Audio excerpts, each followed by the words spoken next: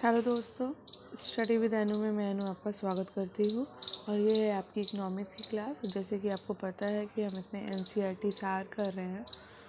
तो एनसीईआरटी सार चल रहा है आपका वन लाइनर में क्लास 6 से लेकर क्लास 12 तक की। तो हमने कल यहीं पर आके ख़त्म किया था मुद्रास्फीति पे। तो आज हम यहीं से स्टार्ट करने वाले हैं।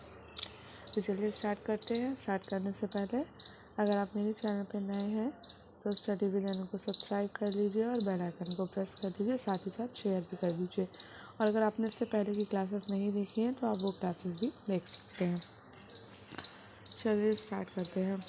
वह स्थिति जब एक अर्थव्यवस्था में पैसे की आपूर्ति वस्तुओं और सेवाओं की आपूर्ति से अधिक हो जाती है तो क्या कहलाती है? वो कहलाती है मुद्रास्फीति। घाटे की वित्तीय व्यवस्था का अर्थव्यवस्था पर प्रभाव पड़ता है, यह है मुद्रास्फीति। अधिमांग के परिणाम स्वरूप होता है स्फीति अंतराल। एक अर्थव्यवस्था में वो स्थिति जब मुद्रास्फीति और बेरोजगारी दोनों उच्च स्तर पर होती हैं तो ये जानी जाती है निस्पंदन स्फीति के रूप में। पहले थोक मूल्य सूचकांक संख्या भारत में 10 जनवरी 1942 से शुरू होने वाले सप्ताह और 19 अगस्त 1939 को समाप्त होने वाले आधार सप्ताह के लिए शुरू हुई थी 10 जनवरी 1942 को। ठीक है। भारत में कीमतों में वृद्धि के एवज में सरकारी कर्मचारियों को दिए जाने वाले महंगाई भत्ते की गणना के लिए उपयोग किया जाता है औद्योगिक श्रमिकों के लिए उपभोक्ता मूल्य सूचकांक संख्या CPI-IW का। मुद्रास्फीति के संदर्भ में CPI का पूर्ण रूप है। तो मुद्रास्फीति के संदर्भ में CPI का पूर्ण रूप है कंज्यूमर प्राइस इंडेक्स। जब कीमतें प्रति वर्ष 20% से 100% के बीच या इससे अधिक की दर से बढ़ती हैं तो इसे बेलगाम मुद्रास्फीति कहते हैं। कौन सी स्थिति? बेलगाम मुद्रास्फीति। वह उत्पादन जिसके मूल्य में वृद्धि होने के परिणाम स्वरूप कई उत्पादों के मूल्य में वृद्धि होगी, जिसका परिणाम मुद्रास्फीति होगा पेट्रोलियम। ठीक है। वर्ष 2014 में भारतीय रिजर्व बैंक ने डैश सूचकांक का प्रयोग मुद्रास्फीति का आकलन करने हेतु किया था। तो रिजर्व बैंक ने सूचकांक का मुद्रास्फीति का आकलन करने के लिए CPI उपभोक्ता कीमत सूचकांक शहरी तथा ग्रामीण सूचकांक का प्रयोग मुद्रास्फीति का आकलन करने हेतु किया था। ठीक है, आगे बढ़ते हैं। अर्थशास्त्र में बहुत गहरी, लंबी और दर्दनाक मंदी को कहा जाता है अवसाद। अर्थशास्त्र में वो स्थिति जिसका उपयोग बाजार की कीमतों में वृद्धि को दर्शाने के लिए किया जाता है उसे मुद्रास्फीति कहते हैं। भारत में हेडलाइन मुद्रास्फीति के मापने के लिए WPI थोक मूल्य सूचकांक का प्रयोग किया जाता है। सस्ती मुद्रा नीति का तात्पर्य अंततः पूर्ण रोजगार को प्राप्त करने के लिए निवेश को बढ़ावा देने के लिए तैयार की गई नीति है। मुद्रास्फीति एक संयोजन है घटता हुआ वास्तविक सकल उत्पाद GDP और बढ़ता मूल्य स्तर का। ठीक है, आगे बढ़ते हैं। गति या तीव्रता के आधार पर मुद्रास्फीति का एक प्रकार नहीं है लागत जन्य मुद्रास्फीति। LPG, उदारीकरण, निजीकरण और वैश्वीकरण में काला प्रकरण सिरिसिल त्रासदी जुड़ा हुआ है तेलंगाना के साथ। प्रत्यय व स्फीति का अर्थ है सरकार की ओर से एक मौद्रिक हस्तक्षेप के माध्यम से अपस्फीति का सुविचारित व्युत्क्रमण। शीर्षक मुद्रास्फीति टोकरी में सभी वस्तुओं के मूल्य में परिवर्तन को संदर्भित करती है। शीर्षक मुद्रास्फीति का मापन आधार पर किया जाता है सामयिक उपभोक्ता मूल्य सूचकांक। घाटे की वित्तीय व्यवस्था का अर्थव्यवस्था पर प्रभाव पड़ता है मुद्रा आपूर्ति में बढ़ोतरी। भारत में मुद्रास्फीति के आकलन का सबसे प्रचलित मापदंड है थोक मूल्य सूचकांक। जब कोई देश अपनी मुद्रा का अवमूल्यन करता है तो उसका प्रभाव होता है आयात महंगे हो जाते हैं और निर्यात सस्ते। मूल्य में वृद्धि से होता है उपभोक्ता अधिशेष में घटत। भारतीय रिजर्व बैंक निम्न खर्चे वहन नहीं करती तो सरकार को कर ये खर्चे वहन नहीं करती। बिटकॉइन इस तकनीक पर निर्मित है। तो बिटकॉइन ब्लॉकचेन पर निर्मित है। ARDC नाबार्ड की एक शाखा है। ARDC का पूरा नाम है कृषि पुनर्वित्त और विकास निगम। बैंक ब्याज अर्जित करते हैं ऋण पर। भारतीय रिजर्व बैंक का लेखा वर्ष है जुलाई जून। NPCI का पूर्ण है जो कि भारत के सभी खुदरा भुगतान प्रणाली के लिए एक अम्ब्रेला संगठन है, National Payments Corporation of India. भिन्नात्मक ब्याज प्रणाली का उद्देश्य निम्न में रियायती कर्ज प्रदान करना है। समाज के कमजोर वर्ग को लोगों द्वारा मुद्रा में धारित मुद्रा और बैंक जमा के रूप में धारित मुद्रा के अनुपात को करेंसी जमा कहा जाता है। खुला बाजार कार्रवाई से तात्पर्य है भारतीय रिजर्व बैंक द्वारा सरकारी प्रतिभूतियों की खरीद और बिक्री। वित्तीय नीति नहीं है। वित्तीय नीति खुला बाजार ऑपरेशन नहीं है। ये नियम कहता है कि बुरा पैसा संचलन में अच्छा पैसा बाहर करता है। ये है ग्रेशम का नियम। भारत में बैंकिंग विनियमन अधिनियम 1949 में पारित किया गया था। आगे बढ़ते हैं। बैंकिंग के संदर्भ में एडीएफ का पूर्ण रूप है ऑटोमेटेड डेटा फ्लो।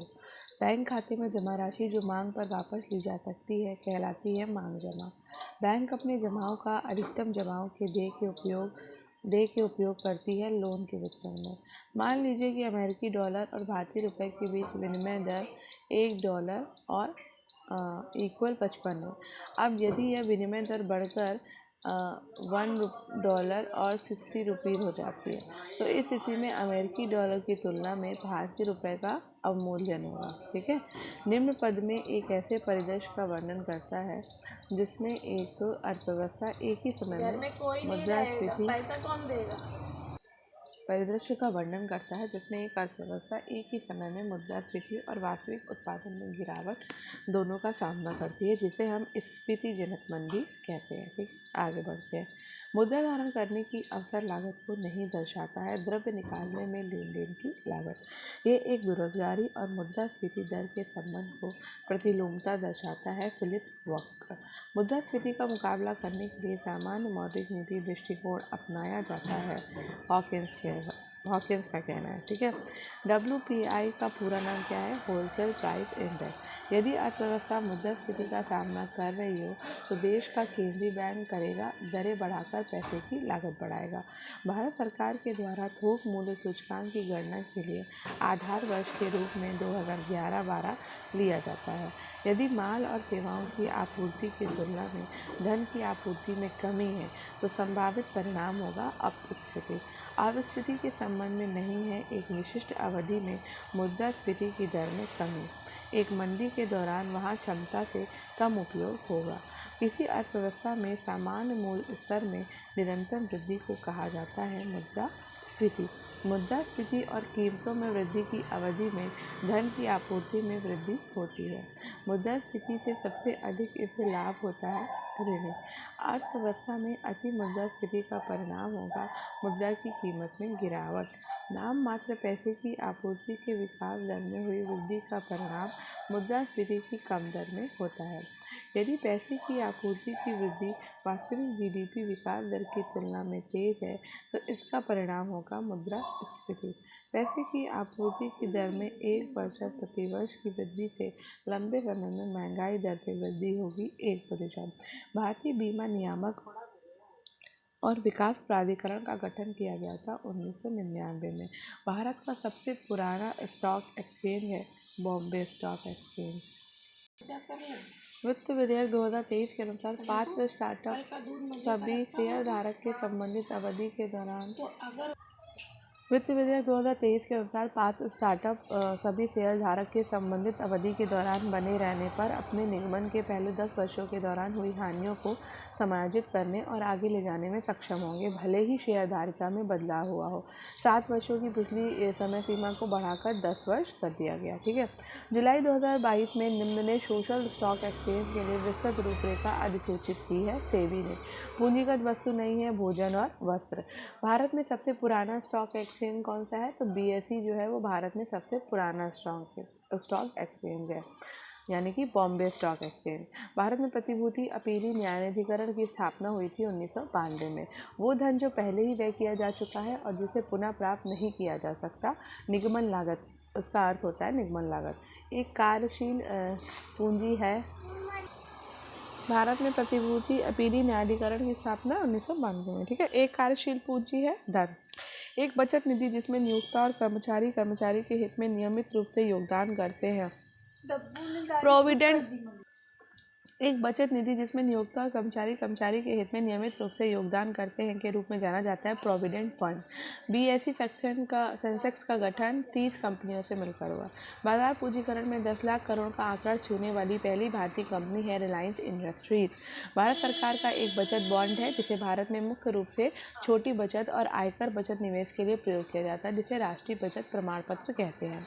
भारतीय व्यापारियों और उद्योगपतियों ने federation of Indian chamber of commerce and industries का गठन किया 1927 में।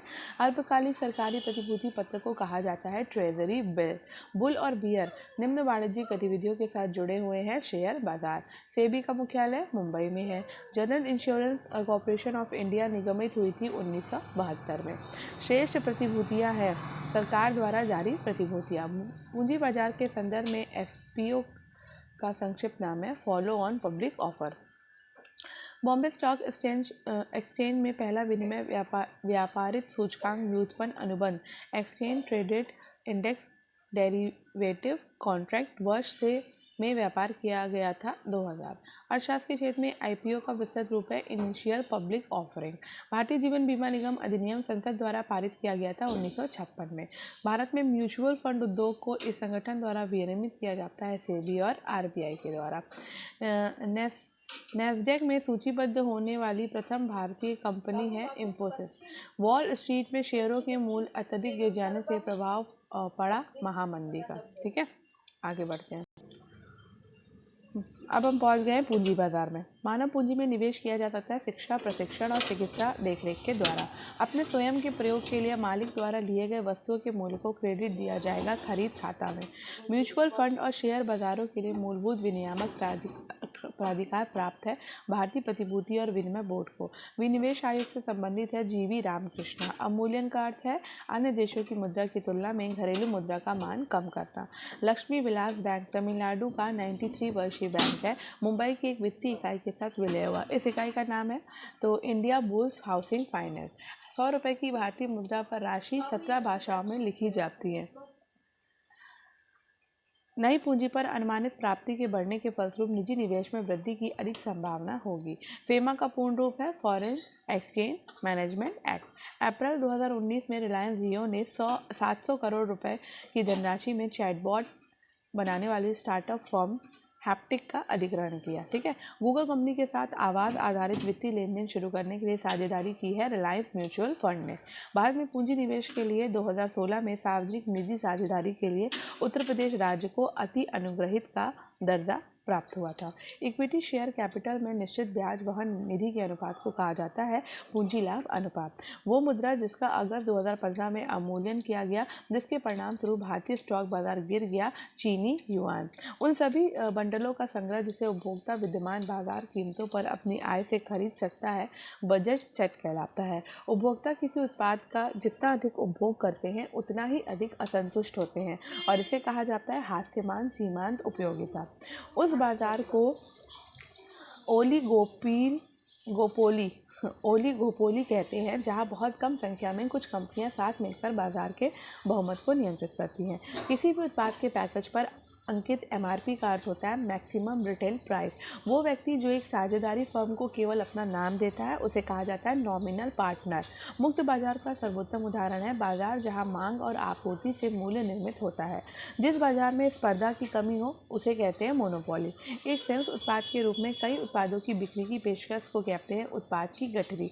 भारतीय पूंजी बाजार संचालन की निगरानी और विनियमन का कार्य करता है भारतीय प्रतिभूति और विनिमय बोर्ड। ठीक है, आगे बढ़ते हैं।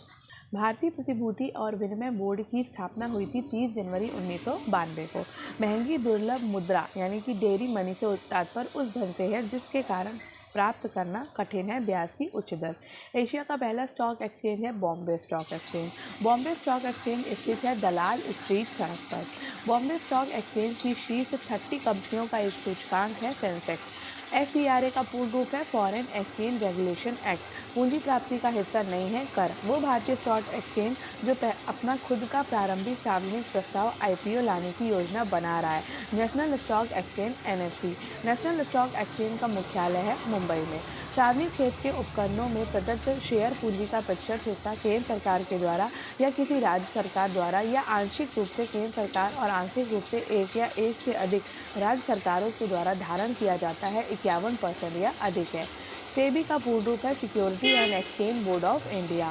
नेशनल स्टॉक एक्सचेंज की स्थापना के लिए अनुशंसा की गई थी शेरवानी समिति के द्वारा। फंड निधियां जो विशेष रूप से सरकारी प्रतिभूतियों में निवेश होते हैं वे कहलाते हैं गिल्ड फंड। विभिन्न बाजारों में कीमतों या प्रतिलाभ में अंतर से लाभ लेने को कहा जाता है अंतर पड़न। ठीक है, वह देश जिसकी पूंजी भारतीय पूंजी बाजार चल निधि को चलाने वाली है संयुक्त राज्य अमेरिका। जिस बाजार में प्रतिभूति दस्तावेज का पूंजी जुटाने वाले और खरीदार के बीच सीधे कारोबार होता है उसे जाना जाता है प्राथमिक बाजार के रूप में। बियर तथा बुल शब्दों का प्रयोग होता है शेयर बाजार में। कृषि उत्पादों में व्यापार के लिए भारत का पहला कृषि वायदा सूचकांक है एग्रीडेक्स। शब्द भेदिया लेन देन इनसाइडर ट्रेडिंग संबंधित है शेयर बाजार से। वो देश जिसकी पूंजी भारतीय पूंजी बाजार चल निधि को चलाने वाली है संयुक्त राज्य अमेरिका है। बचतों और वित्तीय संस्थाओं की प्रभाविता पर निर्भर करती है पूंजी निर्माण की प्रक्रिया। पूंजी निर्माण के लिए एक अनिवार्य कारक है निवेश। भारत में थोक मूल्य सूचकांक के आंकड़े जारी करता है वाणिज्य एवं उद्योग मंत्रालय। नवरत्न का तात्पर्य है सार्वजनिक क्षेत्र के वे 9 उद्योग जिन्हें पूर्ण स्वायत्तता प्रदान की गई है। सीबीडीटी जुड़ा हुआ है आयकर के नियमन से। भारत में पूंजी निर्माण के आंकड़े एकत्रित करने का काम करता है भारतीय रिजर्व बैंक और केंद्रीय सांख्यिकी संगठन। आगे बढ़ते हैं।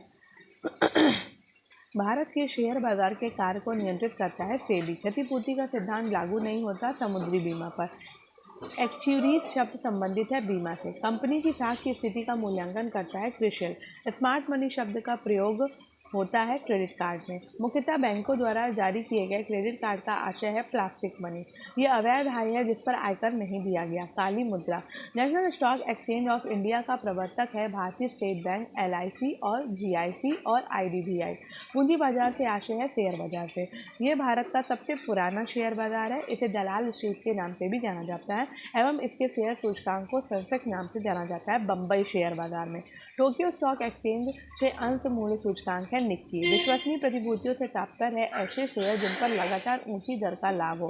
भारत में प्रथम स्टॉक एक्सचेंज स्थापित हुआ था वर्ष 1882 में। मुक्त बाजार अर्थव्यवस्था पूंजीवादी का एक महत्वपूर्ण पहलू है। उत्पादन प्रक्रिया में उपयोग किए जाने वाले सभी मूर्त संसाधनों जैसे कच्चा माल और श्रम के मूल्य को कहा जाता है वास्तविक लागत। पश्च बंकन सप्लाई वक्र का संबंध बाजार से है श्रम। संयुक्त क्षेत्र की संकल्पना में बीच सहयोग आवश्यक होता है सार्वजनिक क्षेत्र और निजी क्षेत्र के उद्योगों के बीच। यह कारक उत्पादन को प्रभावित नहीं करता। उत्पादन के बाद प्राप्त धन मूल्यह्रास पूंजीगत वस्तुओं की टूट फूट के लिए एक वार्षिक भत्ता है। उस ग्राफ को नाम दिया गया है जो दो वस्तुओं के उन सभी संयोजनों को दर्शाता है जिसे एक उपभोक्ता किसी बाजार मूल्य पर और आर्थिक दृष्टि से आय के विशेष आय स्तर के भीतर खर्च कर सकते हैं। बजट रेखा। अंतिम वस्तुएं कितने वर्गों में विभाजित होती हैं? उपभोक्ता वस्तुएं और पूंजीगत वस्तुएं। किसी वस्तु के अंतिम वस्तु के रूप में पहचाने जाने का सही कारण है निर्माता द्वारा इसे आगे और संसाधित नहीं किया जाता। अर्थशास्त्रियों के लिए मांग का अर्थ है किसी उत्पादन या सेवा की वो मात्रा जिसे लोग खरीदने के लिए तैयार और सक्षम दोनों हो। परिवर्तन वक्र को उत्पादन संभावना वक्र के रूप में भी जाना जाता है। बजट सेट उन सभी बंडलों का संग्रह है जिसे उपभोक्ता विद्यमान बाजार कीमतों पर अपनी आय से खरीद सकता है। जब स्थानापन्न उत्पादों की कीमतों में वृद्धि होती है तो मांग वक्र रेखा में परिवर्तन होगा, वो बाहर की ओर खिसकेगी। समानता वस्तुओं के संदर्भ में आय और मांग के बीच संबंध होता है, प्रत्यक्ष संबंध होता है। जिस बिंदु पर बजट रेखा अनधिमान वक्र को स्पर्श करती है वही उपभोक्ता का इष्टतम होता है।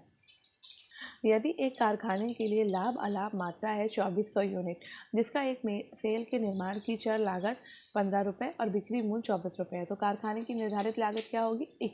21,600 रुपये। मांग में कमी और आपूर्ति में वृद्धि का संतुलन कीमत पर प्रभाव पड़ेगा, संतुलन मूल्य घट जाएगा। किसी वस्तु या सेवा की मांग जो किसी अन्य चीज़ की मांग का परिणाम है उसे कहा जाता है व्युत्पन्न की मांग। आर्थिक शब्दावली में निम्न कारक उत्पाद वस्तु की व्यक्तिगत मांग का निर्धारण करता है। वस्तु की कीमत उपभोक्ता की आय, उपभोक्ता की रुचि और पसंद।